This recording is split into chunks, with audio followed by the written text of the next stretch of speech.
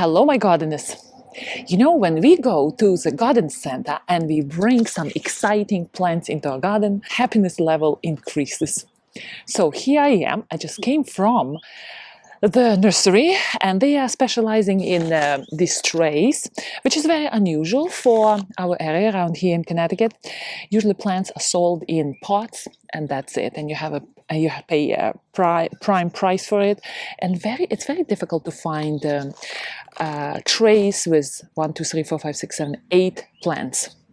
So you know what? I was trying to add a little bit color to my back garden there. It's very green right now. And I was thinking that either this white color, this is white Bacopa, and it's annual. It's perennial in warmer climates, but here, zone 6, 7, it's going to be annual, of course. And little petunias in salmon color. And when I tried this petunia in the back, it didn't look good at all. So change of plants, I planted there my Bacopa. And what else I have here? Look at this. And this one is salvia. The name of salvia is black and blue. This salvia grows really big in warm climates, but here when I plant it tight, it would be annual. Again, zone 6, 7.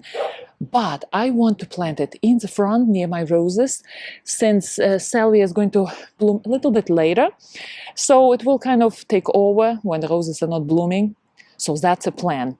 Let's take you to the back and give you the unofficial tour how these little white flowers are looking at the back.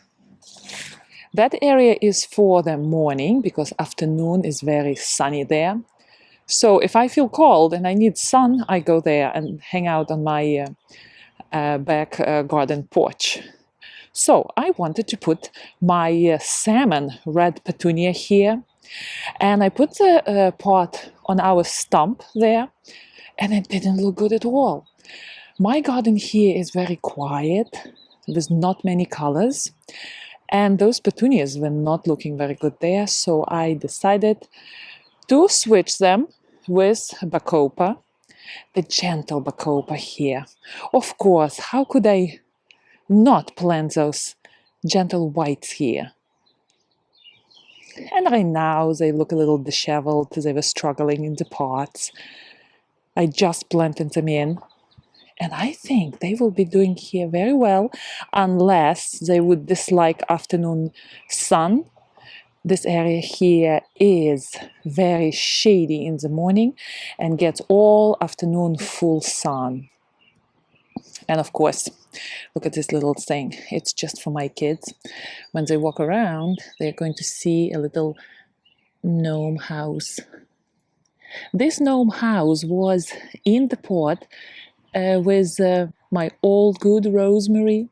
And my rosemary this year died, unfortunately.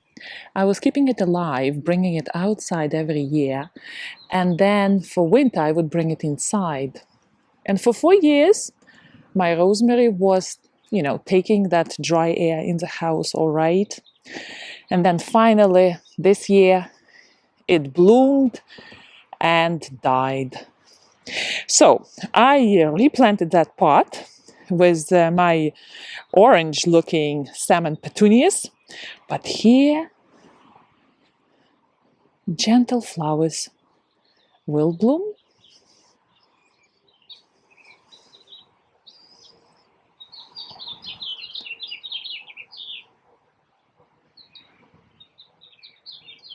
So probably the white Bacopa will stay at the back in my secluded secret garden, and petunias will go to the front to frame my front garden.